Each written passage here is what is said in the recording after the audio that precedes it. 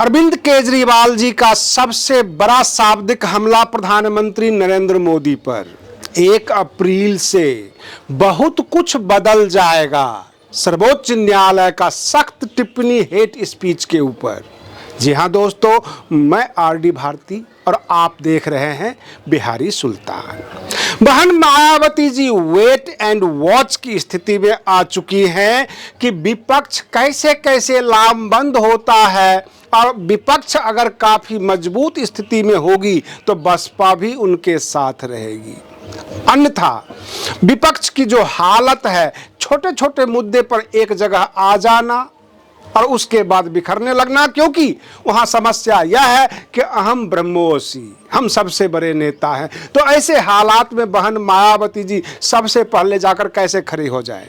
उधर से जो खबर आ रही है, नितिन गडकरी जी जो केंद्रीय मंत्री हैं, उन्होंने साफ साफ कह दिया वोट देना है तो दो, ज्यादा मक्खन मैं नहीं लगा सकता। इसके बहुत सारे मायने हैं, लेकिन विस्तार पूर्वक हम आपको बताएंगे। उससे पहले आप समझ लीजिए कि सर्वोच्च न्यायालय ने जो टिप्पणी किया है, सख्त टिप्पणी किया है हेट स्पीच के मामले में, कि जो नफरती भाषण है वह केवल राजनीति है।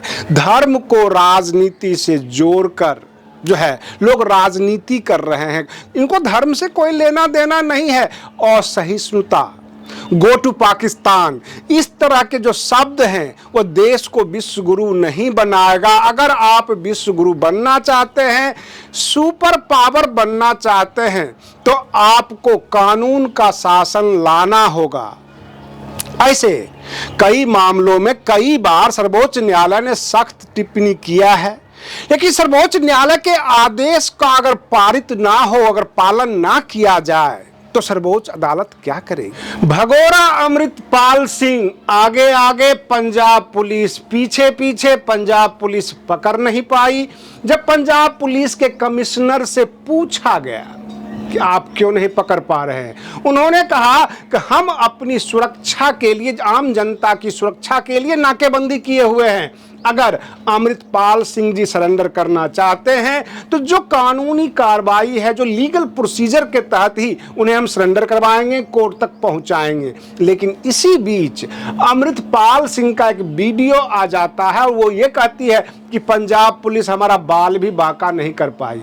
अब सवाल यह उठता है, पंजाब पुलिस पंजाब में ढूंढ रही है, अमृतपाल सिंह जो वीडियो बना के पोस्ट कर देते हैं, उसका आईपी एड्रेस यूके का आता है, यूनाइटेड किंगडम यानी ब्रिटेन का आता है, लंदन से आता है, कि वहां से वह वीडियो जारी किया गया। तो सीधी सीधी बात होती है कि वीडियो बनाकर पहले ब्रिटेन भेजा गया और ब्रिटेन से उसको जो है पब्लिश किया गया। तो इसका मतलब है कि अमृतपाल सिंह के पीछे एक बहुत बड़ा रैकेट, बहुत बड़ा चेन खड़ा है, जो उसको बचा भी रहा है। अब सरकार के लिए समस्या है, पंजाब पुलिस के लिए चुनौती है। इधर अरविंद केजरीवाल यानी माननीय मुख्यमंत्री दिल्ली के अरविंद केजरीवाल भरी सदन में जो हंगामा करते हैं, खुलासा करते हैं प्रधानमंत्री नरेंद्र मोदी के ऊपर, जो वह बोलते हैं कि ये अडानी का पैसा नहीं है, अडानी का पैसा नहीं डूब रहा है, अडानी के कंपनी में प्रधानमंत्री नरेंद्र मोदी का व्यक्तिगत पैसा लगा हुआ है। अगर 2 लाख करोड़ अप या डाउन होता है, ऊपर या नीचे जाता है, वो अडानी का नहीं जाता। अडानी तो मात्र 10 से 15% के ऊपर जो है कमीशन खाने वाले व्यक्ति हैं। ये प्रधानमंत्री नरेंद्र मोदी का सारा पैसा है। अगर दुनिया का नंबर 2 पर अडानी पहुंचा है, तो अडानी नहीं पहुंचा है, वह जो है प्रधानमंत्री नरेंद्र मोदी पहुंचे हैं। और यह बात कहते हुए केजरीवाल जी ने कह दिया कि यह सारी बात उनको भाजपा के नेताओं ने कहा।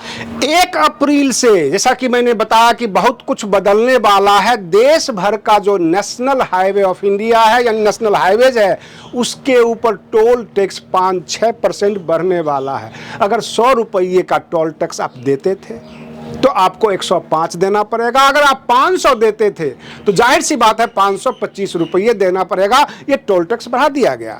हमारी वित्त मंत्री जी ने जो व्यवस्था किया है, अगर आप शेयर मार्केट में स्टॉक ट्रेडिंग करते हैं, और उसमें भी खास करके ऑप्शन ट्रेडिंग, अगर आप सेटलमेंट नहीं करते हैं, अगर आप इंट्राडे ट्रेडर हैं या वीकली, अगर आप सेटलमेंट नहीं करते हैं तो 2,000 रुपये का भी अगर ऑप्शन आपने खरीदा है तो आपको 20,000 रुपये का जुर्माना भरना पड़ सकता है अगर आप सेटलमेंट नहीं किए तो।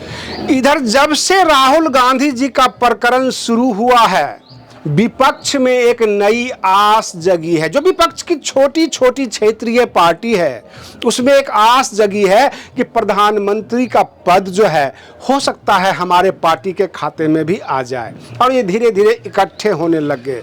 उधर नितिन गडकरी जी जो केंद्रीय मंत्री हैं, उन्होंने अपने भाषण में पहले भी कई बार उन्होंने बोल चुके हैं, लेकिन अब भी बोला है कि हमारे काम के ऊपर अगर आम जनता वोट देती है तो ठीक, मैं ज्यादा मक्खनबाजी नहीं कर सकता।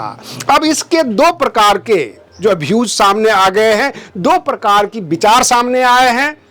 विपक्ष ये कहता है कि वो उब चुके हैं, वो ये कहते हैं कि मैं वोट मांगूंगा तुष्टीकरण की राजनीति करके नहीं, धर्म और राजनीति को जोड़कर नहीं, किसी प्रकार का उल्टे सीधे बयान देकर नहीं। तो दूसरी तरफ ये कहा जा रहा है, नितिन गडकरी जी ये कह रहे हैं कि हमारा काम ही इतना अच्छा है कि आम जनता हमें वोट दे दे, हमें नाटक नौटंकी करने की कोई जरूरत नहीं, हमने काम किया है। अब ये दो पक्ष रखा गया।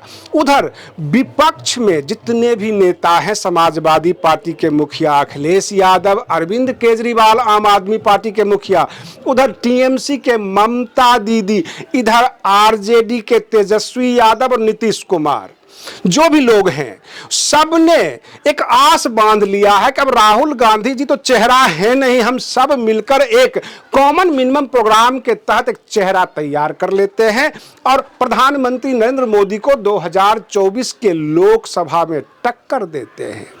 रही बात ये, पिछले 24 घंटे के अंदर एक बहुत सारे बयान आ गए कि भाजपा ने उपेंद्र कुशवाहा के पीठ में छुरा घोंप दिया।